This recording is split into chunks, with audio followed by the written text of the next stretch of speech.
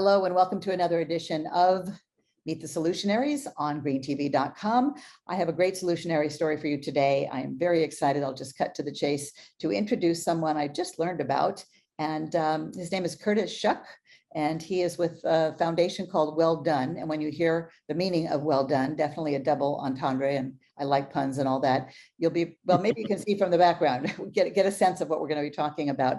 Capping wells. And I learned about this from my green friend, my partner in crime, going back 2-3 decades, Diane McEachern. She's actually been at the environmental consumer thing even longer than I have. And I got something in honor of her 70th birthday. I guess it's not a secret that she was trying to do something because it was on Facebook, can't be a secret, big 7-0 birthday, to do something that would be good for the planet and in keeping with her values. And something that would be lasting. And she said, would you please take a look at this? This is something that is a carbon offset or can be for anyone who makes a donation, and went on to explain that this is all about capping oil leaks and mostly methane leaking, which is a big problem. Anyone who knows, well, who watches Green TV knows methane is even more potent, not as long lasting as CO2, but more potent, 84 times more potent, I believe. So this is a big deal idea, but they need to raise a lot of money to cap a well. And I thought, wow, $30,000, does it really cost that much? Would have thought maybe, $3,000 perhaps. So I said, let me talk to the person behind this great idea and ask all my questions. So thanks so much for joining, especially on short notice, Curtis. Oh, thank you, Betsy. It's great to be here and be in front of you and your viewers. Well, tell us briefly about your background in the oil industry. Sure, and thanks again for the opportunity. I grew up in Alaska, and so spent in the 1970s, sort of at the height, if you would, of the Alaska North Slope boom and activity, and grew up very engaged in winter sports and around all of those things that you envision Alaska is, glaciers and wonderful activities. And so I took my first oil and gas job in the summer of 1982, where on the Alaska North Slope, where I was working about 50 miles north of the Brooks Range, just south of Prudhoe Bay, and very, as you can imagine, very it was the thing, and it was going off. And for me, it was an exciting opportunity to be exposed to the industry. And from there, I pursued a career path in the oil and gas supply chain side of the house, which was mostly around refined products. Did a lot of work in the Northwest seaports. And then in 2012, started an outreach program from the Port of Vancouver, America's Vancouver in Washington, into the Bakken. And, it was at that time when, economy was hammered, and, there was all of this opportunity. And so my first trip to the Bakken literally reminded me of being in Anchorage as a child, just that level of energy and activity all the time. I eventually ran an oil field services company then in North Dakota for several years, and then started my consulting role. And it was during that time when I was consulting, I was actually working with some farmers here in northern Montana, about 15 miles south of the Canadian border. And we were talking about developing new supply chain opportunities for them to move their pulse products, peas, beans, lentils, into the U.S. West Coast market via rail. And as I was doing a farm tour with a number of these folks, I happened across my first orphan well. And this image that I have posted behind me is one of those that I was first exposed to. And what was left behind to me was unthinkable in any universe, that something like that was okay. I was obviously brought up that clean up your bedroom, you leave things better than the way you find them. You try to make things better for the next guy behind you, and I couldn't believe it. And in talking to the farmers, who, again, in the U.S., oftentimes the mineral rights and the surface rights are a split estate, so they're not always owned by the same folks. And so Come to find out that this was a serious problem, and certainly in northern Montana, not only was there the obvious visual impact, but there was also the impact of the surface, where it was kind of a sterilization of the soil just because of the impact of gas and hydrocarbons at the surface. And then a very noticeable, odor coming from the gas emitting from these wells. And many of these wells were literally like open casing. And I couldn't get that image out of my mind. And so that night, as I was driving back to Bozeman, about 4 hours south, I felt like I was at this inflection point, and that, I needed to do something. That's literally where the name Well Done came, was during that. And so literally from the time that I left Shelby, Montana, to returning in Bozeman at about 2 a.m., I had secured domain names for Well Done. And so that name is so good, you almost had to do something like this. Yeah, I couldn't believe that it was available. And so anyway, and that's kind of the way that this journey for me has gone, and it's been, I oftentimes have to, check myself to, see if I'm actually, if I'm, going down the right road. And on any given day, it can either be a blessing or a curse, of course, and I do know. but for me, knowing too much, right? A blessing and a curse. Exactly. And this problem is so huge across the United States, literally millions of orphan wells. And, it just is so overwhelming. And even just the notion of climate change is overwhelming. And so we really had to walk that back to sort of these manageable components. And that's where we developed the tagline of one well at a time. And it really is about, making a difference. And it's more about, for me anyway, it's more about hoping to help to inspire others to do something, and just something, right? And don't be overwhelmed. Don't feel like, well, insignificant. There's nothing that I can do, because I think my story is one that shows that you can do something. And so.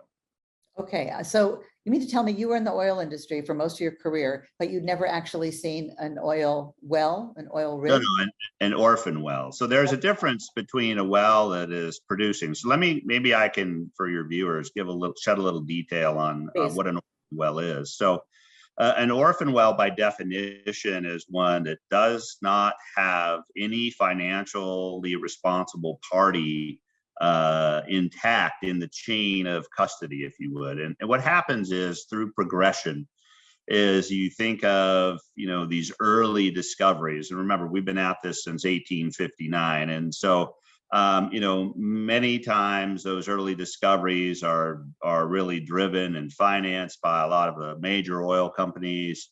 And then they start to get spun off. So they get sold to a junior player, who then sells them to a less or player, all the way down to, I call it mom and pop oil. And literally that's what happens in this progression, because you'll find that there's a decline in production over time. Makes sense. And you think about it, makes sense. And so what happens is then those fields and those wells within those fields are referred to as a stripper well. And essentially what it means is that they're very little production. They're really, kind of on the edge of being financially viable. And then, of course, you throw in any kind of a market turn or an impact to commodity prices. And, oil and gas is always measured by what the lifting cost is. So how much does it cost me to produce a barrel of oil? And so in these stripper fields, or these fields that are right on the edge of being financially viable, any impact there can turn the tables and literally create them to be uneconomical. And of course, what happens typically is that those companies go out of business. There is no successor in line. There's no financial incentive for another player to come in and buy the liability. So they become wards of the state. And that's what's happened over time. And so that's the true definition of an orphan well. And that's really what our focus is on orphans only, because the story is so clear. And how many are there of these orphan wells in this country, and how much methane are they leaking? And is that a process that increases or decreases over time? Well, there are literally millions of orphan wells in the United States by any numbers of estimations. I say often as I'm speaking with folks that, when I first started down this path in 2019, this was literally everyone's dirty little secret. Every state, nobody wanted to talk about it because it was a black market. The states didn't have any funding to do the work. The wells were out there. They were an eyesore. Some are leaking gas, some are leaking oil, some are leaking, produced water. And it's a mess. And so nobody wanted. They're not capped at all, these orphan wells. Some are, some aren't, and it's a big variation. And so as we started going down this path, and when I first reached out to the state of Montana, and, kudos to them, because they really, they took a chance, if you would, on the Well Done Foundation. When we approached them with this crazy idea, first of all, they thought we were, the potential to be some radical environmental group that was looking to take them to task. And the reality is, no, we just want to do the right thing. And that's been our driver from the get-go, is we just want to do what's right. Mm-hmm. And so we actually ended up in a cooperative agreement with the state, whereby we're paying the state of Montana, figure this out, we pay the state of Montana to assume the responsibility and the financial liability to plug and abandon these wells. So we actually step into the shoes then of a bonded operator. And when we adopt a well, it's for keeps. It's like adopting a puppy. You don't get to give it back, right? And so, so as we started that process, then that created a platform for us to use with the other states then that we're working with. And so, it's been a great evolution, and obviously we've been very active in the media talking about the work we're doing and this orphan well problem. Now there's, some funding coming down from the federal government to help with this.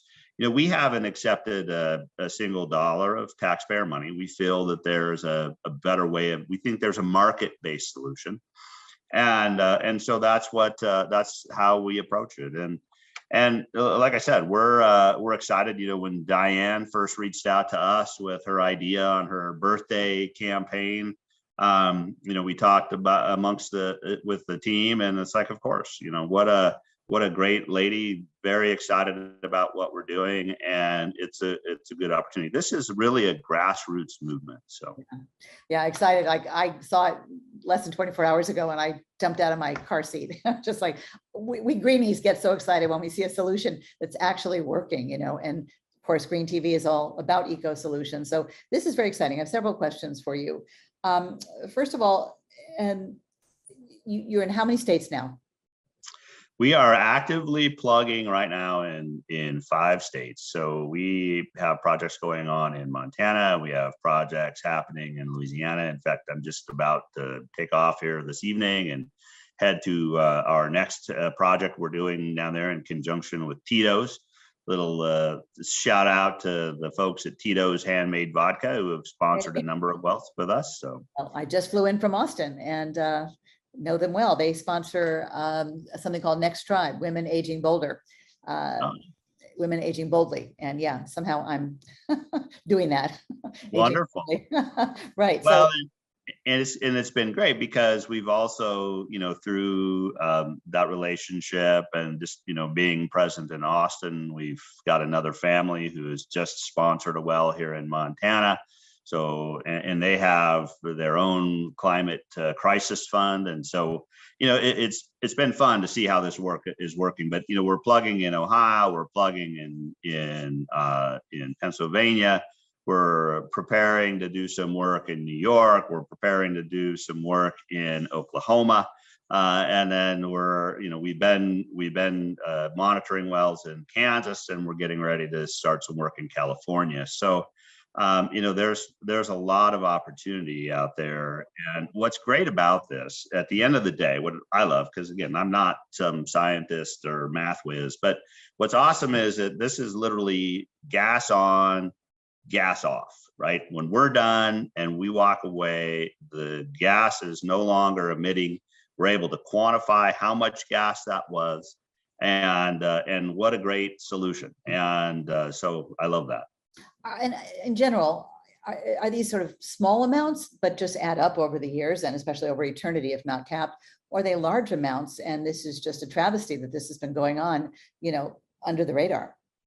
Everything that's an entire spectrum, Betsy. Some are emitting fairly, negligible amounts, although it is all, to your point, it's all cumulative when you think about 2 million across the board. Yeah. Some of the wells that we come to, and I could show you some photos that would curl your toes, are crazy. I mean, literally ripping gas. I mean, so much so that, we have to take emergency action. We just got finished up with a project in Cleveland, Ohio, plugging a well called the Our Lady of Angels #1, which was literally located in the courtyard of a retirement apartment complex that was emitting over 2,500 cubic feet of methane gas per day. And so when we come on projects like that, they obviously ratchet up, if you would, in the certainly in the priority case. We work very closely, of course, with the state regulatory agencies, and that's what's been fun through this journey. And by being an NGO, we're kind of a trusted resource at that point. We're not, it's not like we're trying to line our pockets or we have some skullduggerous approach to doing business. It's very transparent. What we started a couple of years ago, because we could tell that we needed to transition our funding stream from, I call it car washes and bake sales. And I say that, and I mean it, very dearly, because we've received, a lot of contributions, charitable contributions that help us to do this work. When we first started, everything was being funded, out of my pocket. But we felt that in order to scale this up, to really be able to meet the hundreds of thousands and millions of these need to happen, we needed a solution. So we started a process with the American Carbon Registry to create a methodology then that would allow us a way to create carbon credits out of the methane gas that we are obviously eliminating out of the chain. And so we sponsored the first of its kind methodology. It's still in the works. It's actually in scientific peer review right now. But very much like the state of Montana, the American Carbon Registry in Winrock took a chance on the Well Done Foundation. They believed in what we were doing. They believed in our mission. And, now what that will help to do is to create a platform, obviously for us to work, but for others to join in this fight, because this is way bigger than the Well Done Foundation. But part of our contribution back, again, is this opportunity through the methodology for others to do good work too. And what happens if one of these is finished these days, like if one of Shell's, rigs is shut down? Are they in fact doing what they should be doing, which is making sure it's shut down?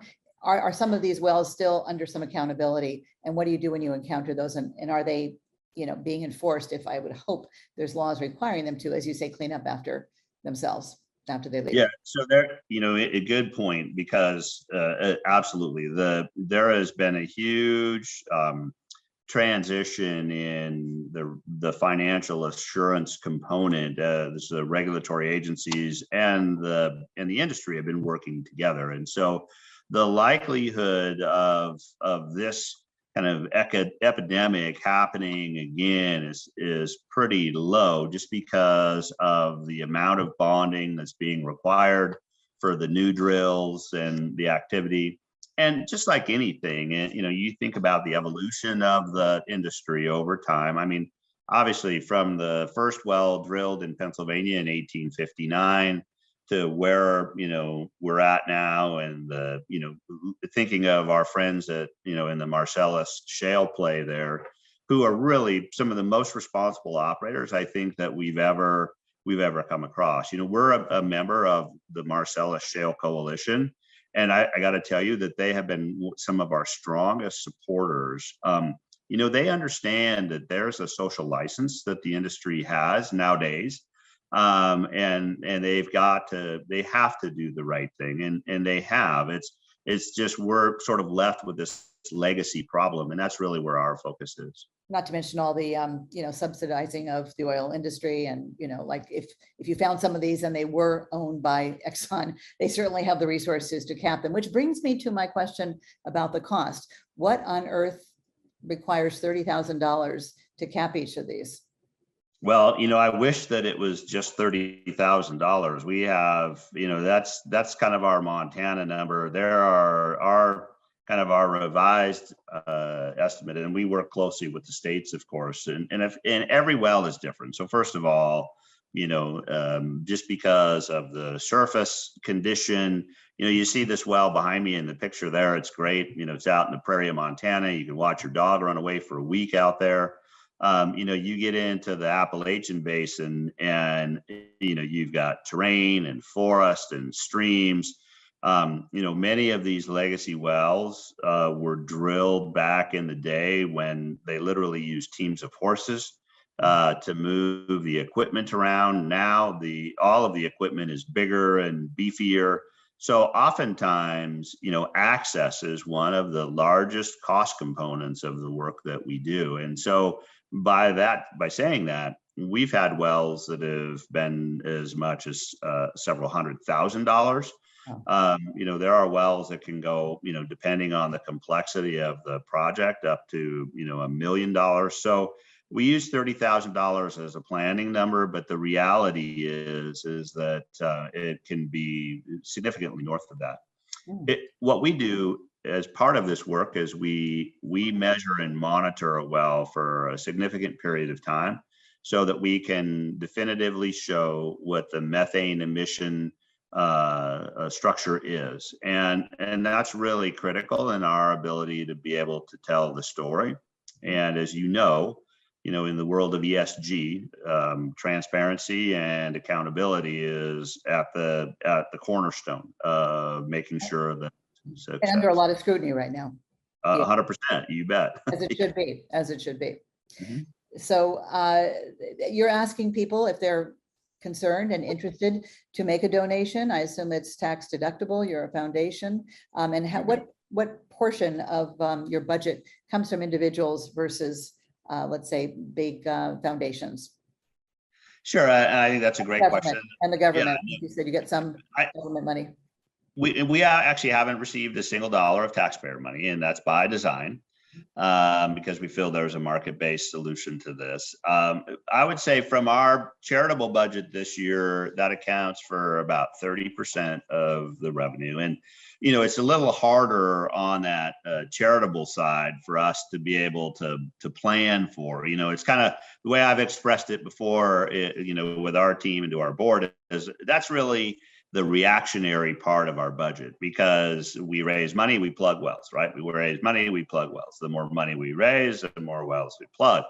What we're thankful for is we have companies, I mentioned Tito's. We've also just signed a new company on in California called New Light Technologies and Air Carbon. And who they are is that they're a company that has developed a unique plastic alternative that is actually degradable in the marine life, and so they started as a company that was really focused on ocean plastics issues. So now that we've teamed up with that company, and we have a 10-year agreement in place with them to do a significant amount of work, that helps us then to be able to scale up, to have a budget and a planning tool.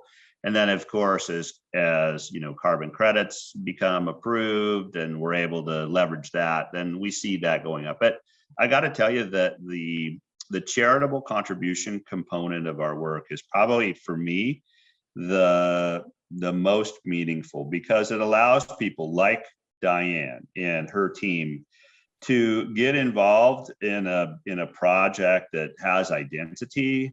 They can literally go out and get some dirt under their fingernails and help us in the restoration efforts or help us in some of the measuring and monitoring. So all of a sudden, instead of just writing a check, stroking a check for, to your offset, you actually have some skin in the game and some DNA, if you would. And so for me, those are exciting. Now, they're a lot of work for us, just so you know, because everyone becomes a bit of an event, but it's meaningful, like I said. And that, for me, that's how it started. That's how this journey started, was I was touched by what I saw and felt I had to make a difference. And when you get enough money to cap one of these wells, do you go to where the damage is coming out the fastest, the methane is coming out fastest? How do you decide, gee, if there's so many, which ones we go to next? That's a great point. We have a team of folks that I lead. We refer to ourselves as wildcatters, carbon wildcatters. And what we do is we go out and identify targets, right? Potential subject wells.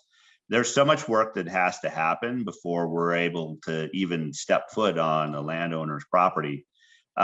We've got to do all of our due diligence work. There's, as you can imagine, there's a ton of legal activity that needs to happen to make, get us to that point.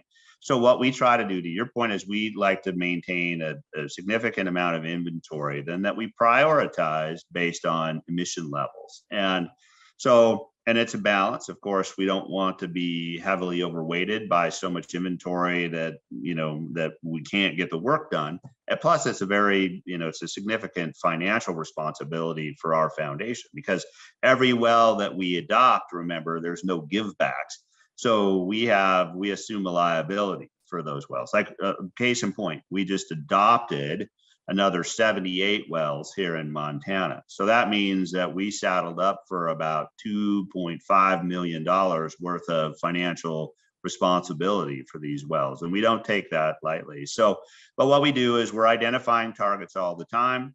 In fact, we just launched on our website now a page for landowners to be able to, because I get calls literally every day from folks that see our work and say, hey, I got one of these in my backyard, and so here's an opportunity now for them to take part and be a part of our network, if you would.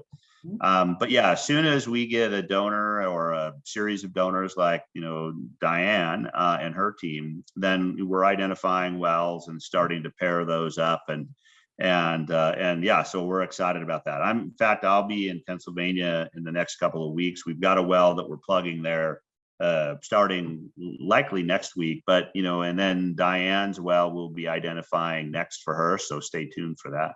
Yeah, and we're going to have Diane on to talk about it after her well that she's adopted is capped. I think she's raised a little over $3,000 towards the 30,000. So we'll see how long that takes. Just a couple of quick questions to wrap up.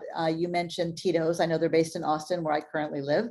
Are there many wells in Texas that you are capping? I would think that there are wells. There are wells all over the place, and certainly Texas has got their share of them. We're not currently active in Texas, although we're in Louisiana and Oklahoma and starting to look at some projects in New Mexico. It just hasn't been a good fit for us yet to be in Texas. Every state regulations are a little bit different. So the way that which they handle orphan wells, some run them more like a public works project, if you would. And so it's not that we're not planning on being in Texas. It's just that we've been so busy in these other states that we're working our way there. How about that? Would it be possibly that some of the oil companies based in Texas don't want this to happen, or is that not the case? I hope it's not the case. No, what we found, and it might have been at the start, by the way, people didn't really know how to take us when we first got going. But now it's a different day. I think people understand that we're a trusted resource, that we're good partners, and we're actually talking with some oil producers there in Texas right now about projects like that, what'll happen oftentimes is that they'll acquire acreage, and with that acreage comes some legacy stuff, and so we're working with them to identify that. But no, we found that there's been a huge shift, if you would, in the oil and gas industry around the work that we do, the orphan well piece. Again, we're not competing with that. We're not throwing shade. We're just simply, we just stay focused. For us, this isn't a partisan thing. This isn't whether you're whatever end of the climate spectrum you're on, from climate denier to climate crusader. I mean, again, this is just the right thing to do. You can't walk out and see one of these wells and think in any universe that leaving it like that's all right.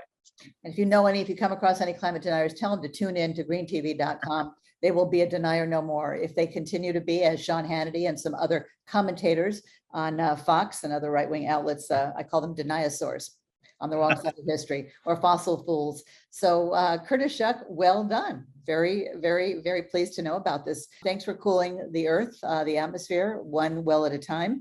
And if we had more time, I'd ask you, how does this offset all the, the fracking and the other issues that are releasing methane right now, much more quickly than we can keep up with. And you don't want this to be a token. I know you don't want to do something only to have it overshadowed by the bad work. I know that people who donate certainly want to know that this is really making a difference. And as far as carbon offset programs go, there are many. This one is truly hands-on and working and quantifiable. Yeah, absolutely. No, it's exciting. Again, we appreciate this opportunity to be with you and your viewers, and look forward to providing you with updates as we're moving projects forward. Terrific. Thanks so much, Curtis. And good luck. We'll check back with you. And please tell all the folks you meet about Green TV. We're growing organically, word of mouth, and virally. A group of very dedicated volunteers, including Christine Weiss, our trusty editor. And we are hoping to go to live streaming soon. And we just need everybody to subscribe to our YouTube channel. That only means no spam, that you'll be advised when we post an interview like the one we just did. Only solutions. It's not about problems. Well, the problems we know. It's about what's being done, what you can do, and how it'll make a difference. Thanks so much. See you next time.